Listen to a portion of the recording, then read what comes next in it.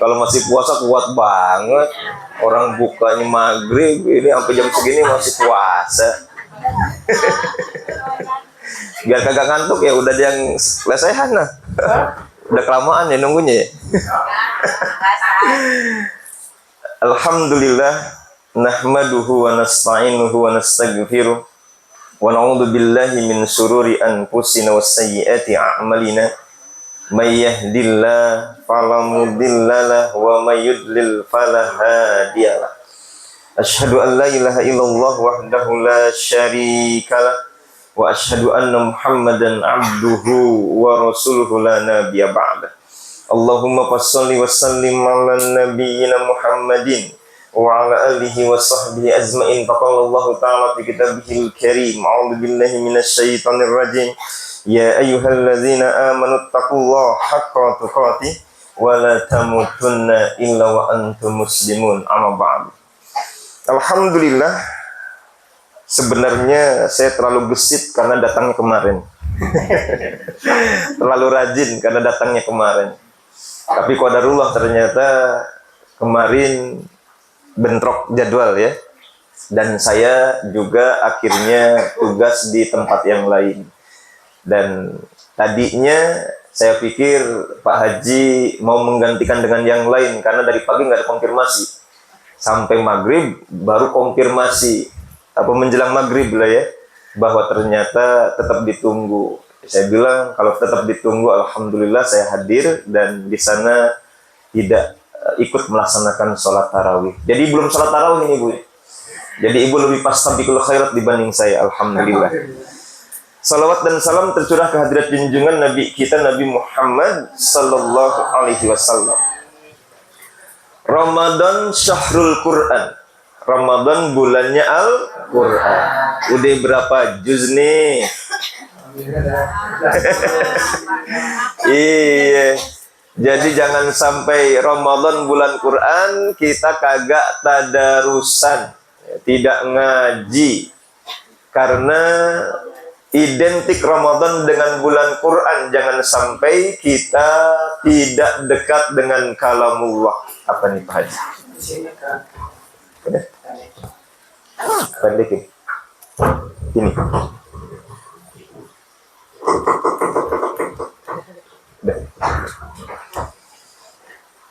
Jadi kembali kepada pokok persoalan Al-Quran, Ramadan syahrul Quran. Ramadan adalah bulan Al-Quran.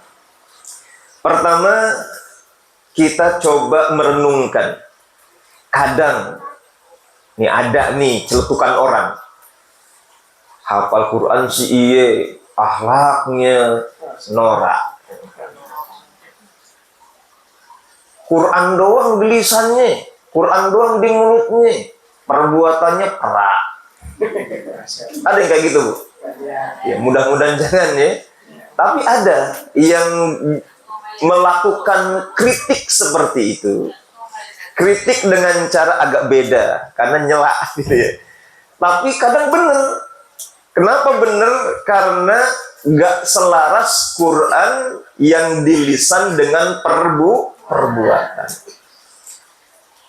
Cuma dihafal doang, tapi gak terlihat di kehidupan.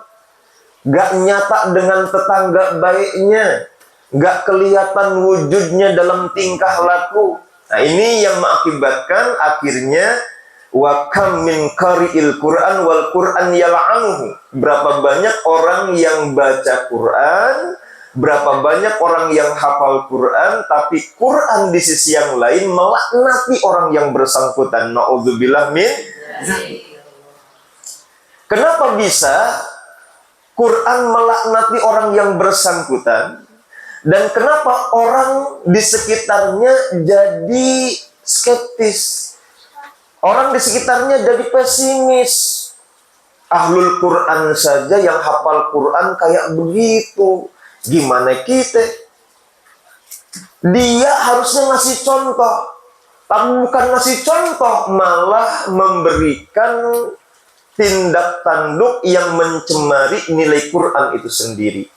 Nah inilah mungkin kenapa malam hari ini tema Az-Zakir adalah Quran bisa diimplementasikan lahir dan batin. Karena kalau sekedar membaca dan menghafalkan Quran di lisan tanpa penghayatan dan tanpa tindakan perbuatan sehari-hari, itu namanya kering. Batinnya kering, jiwanya tidak memiliki nilai keyakinan terhadap Quran yang dibaca. Akhirnya apa? Akhirnya membuat terjadinya fitnah. Apa fitnahnya? Quran diremehkan, Quran dihinakan gara-gara yang menghafalkannya tidak punya akhlak yang terpuji. Dan ini bisa menjadi contoh konkret betapa kenapa Islam dan Quran dijauhi, bukan karena Quran dan Islamnya, tetapi karena orang yang menghafalkan dan membacanya tidak tahu diri. Kalau dalam bahasa Muhammad Abduh, al-Islam mahjubun bil muslimin. Islam cahayanya tertutup itu karena ulah orang Islam sendiri. Quran adalah nur cahaya Allah, tertutup cahayanya oleh kelakuan kita sendiri. Kabura maqtan indallah antakulu ma la taf'alun. Betapa murkanya Allah, kita bisa menyampaikan tapi tidak bisa mewujudkan apa yang kita katakan.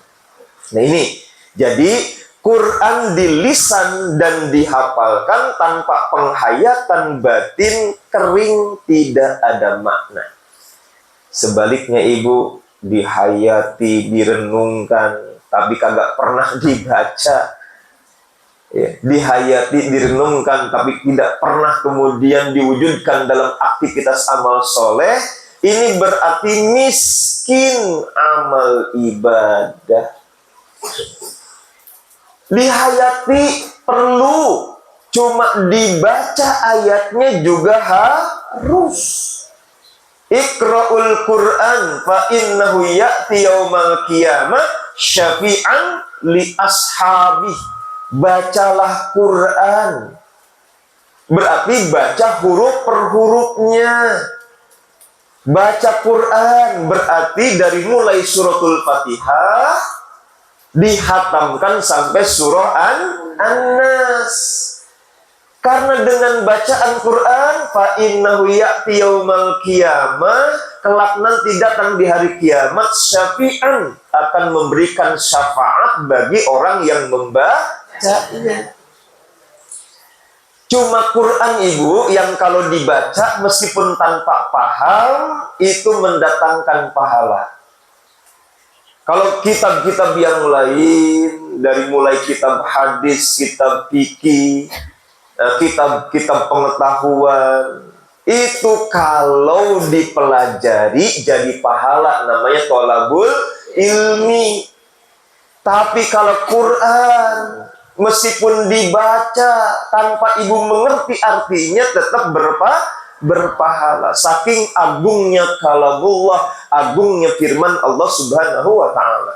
Maka jangan cuma dihayati, tetapi harus juga dibaca huruf demi hurufnya dalam bentuk tadarus.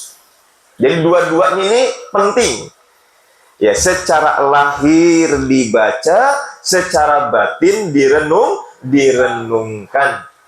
Baik, ibu jamaah yang dirahmati Allah, karena pentingnya dua perkara ini, mari kita bahas satu persatu. Yang pertama adalah Quran dalam hidup kita secara lahir. Kalau mengacu kepada Al-Imam Ibnu Qayyim Az-Zawjiyah, maka secara lahir Quran itu hidup di dalam diri kita berbentuk Iqra bismi rabbikal ladzi khalaq. Qiraatul Quran. Itu yang pertama. Baca Quran dengan qiraah. Berarti dari mulai Al-Fatihah. dengan urutan yang dibaca sesuai dengan kaidah ilmu tajwid. Warattilil Qur'ana tartila. Baca Quran dengan murattal, dengan tartil. Kalau ibu pernah mendengar, coba baca Quran dengan gaya murattal. Itu maksudnya dengan cara tartil. Cara tartil itu sesuai dengan ilmu tajwid. Diletakkan hak Quran panjang pendeknya, idgham idharnya, ikhfa dan lain sebagainya. Jadi meskipun ibu teorinya belum paham, tetapi membaca Quran tetap harus sesuai dengan ilmu tajwid. Kenapa? Karena memang kewajibannya adalah warattilil Qur'ana tartila. Implementasi dari Iqra bismi rabbikal ladzi khalaq. Baca. Dan baca itu artinya huruf per huruf merangkai menjadi kata, tersusun dalam kalimat, dan ketika dibaca dengan suara seindah mungkin kalau bisa. Jadi kalau hukum tajwidnya mesti, tapi kalau keindahan suara tergantung. Yang suka makan jengkol mah ya wayahna dah. Kalau suaranya iya. Jadi apa? Keindahan suara itu anugerah. Kalau punya dipelihara, kalau enggak punya belum dianugerahkan, minimal bacaannya tartil. Jadi dengan bacaan yang sifatnya nagam, dengan lagu bayati nahawan, nah itu ahlinya dah Syakir ya. Ahlinya.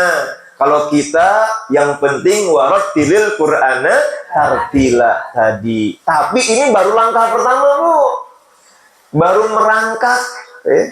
Kenapa? Karena masih ada proses. Apa itu?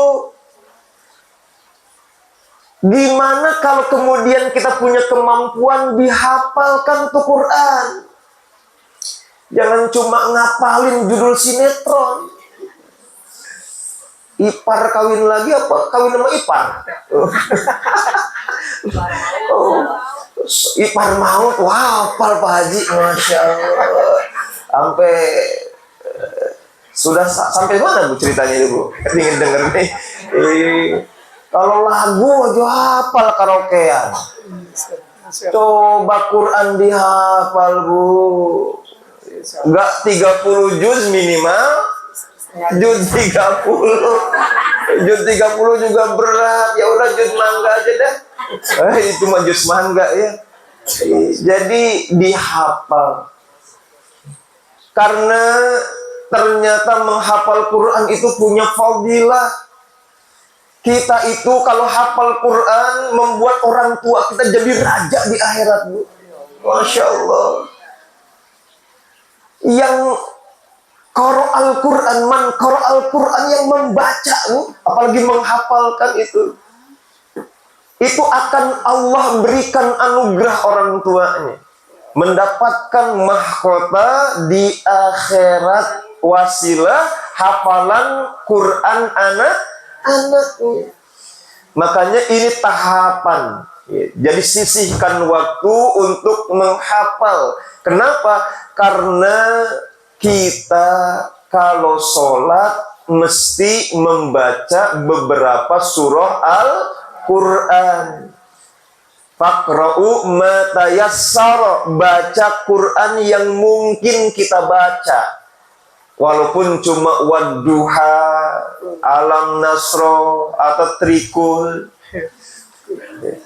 Tadi jangan-jangan pesan sama Ustaz Syakir nih. Ustaz, jangan panjang-panjang. Ini bukan Masjidil Haram. Disuruh belajar bacaan yang panjang, malah nawar. Iya. Kenapa? Karena memang penting hafal Quran itu pertama kita butuh untuk sholat. Karena tarawih ini cuma latihan.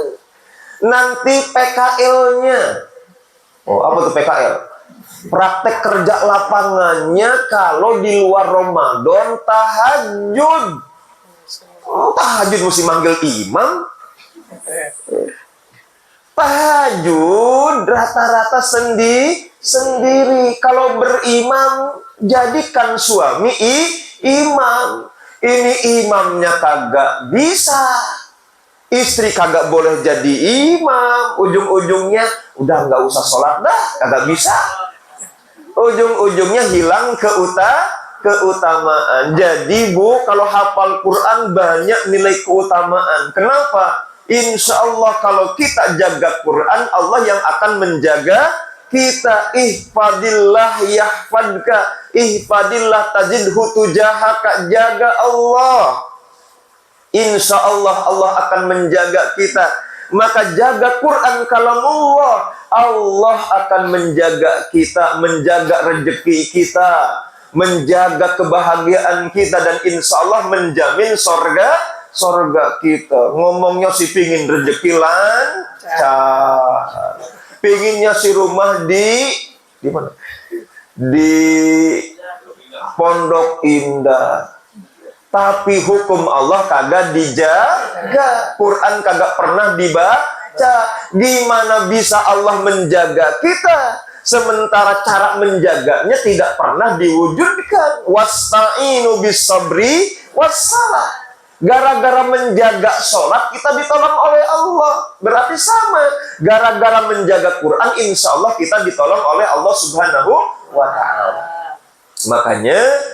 Maka secara zahir baca Quran, hafalkan Quran, dan kemudian wujudkan dalam bentuk amal soleh. Apa itu? Sholatnya kalau hafal Quran cukup lumayan, gak terburu-buru, asik dan tenang, gak lagi trikul bacaannya. Tapi mulai sabbihis, naik dikit An-Naba, naik dikit Al-Baqarah, satu ayat. Iya. Jadi apa Bu? Jadi ibadah kita bisa terkemas dengan baik. Itu namanya bersama Quran secara lahir. Bersama Quran yang bisa dilihat dan nyata terbuktikan. Ada kebetan Quran. Berapa banyak kebetan Quran kita tiap harinya Bu? 1 juz. Kalau Ramadan bareng-bareng gitu juga. Kalau tiap harinya 1 ayat. 1 ayat. Iya, ada kebetan Quran kita. Iya, dikebet Qurannya. Jangan yang dikebet duit mulu. Giliran ngebet duit aja, masya Allah, hilang aku aja sampai semua dimerahin, suami sampai ditunjuk-tunjuk, tibang satu yang hilang. Iya benar kan? Iya benar kan? Jadi begitu Bu ya, secara zahir kita membuktikan Quran hidup di rumah kita. Jangan dari pagi sampai sore itu suara dangdutan mulu, cinta satu malam mulu yang coba suara Quran, dan Qurannya bukan dari kaset, bukan dari CD, bukan dari HP.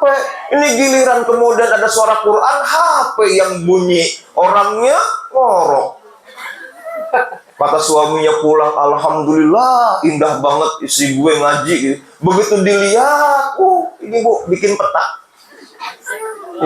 Jadi yang mendendangkan Qurannya adalah lisan kita, karena memang secara zahir harus dibaca. Kalau kagak dibaca, dari mana kita dapat pahala?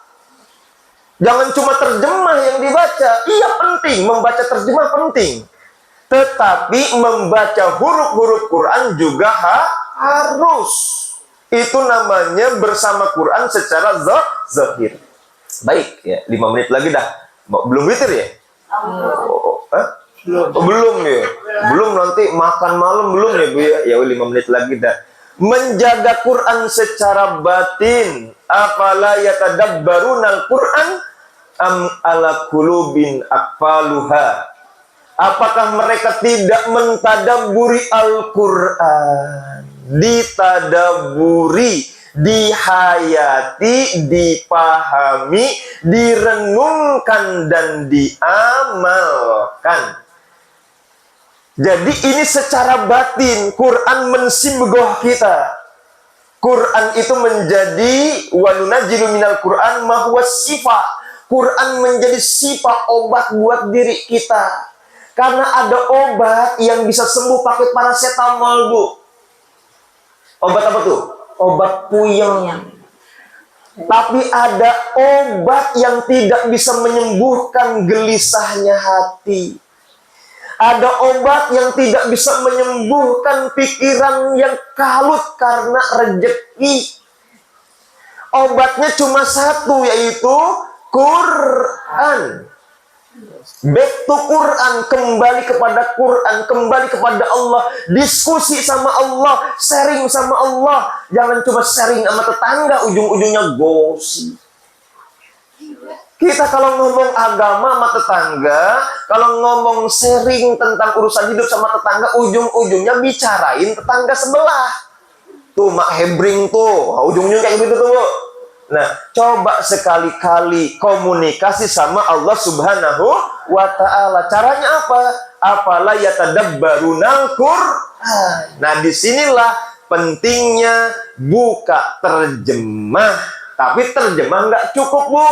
Harus dengan tafsir. Tapi tafsir nggak cukup, Bu.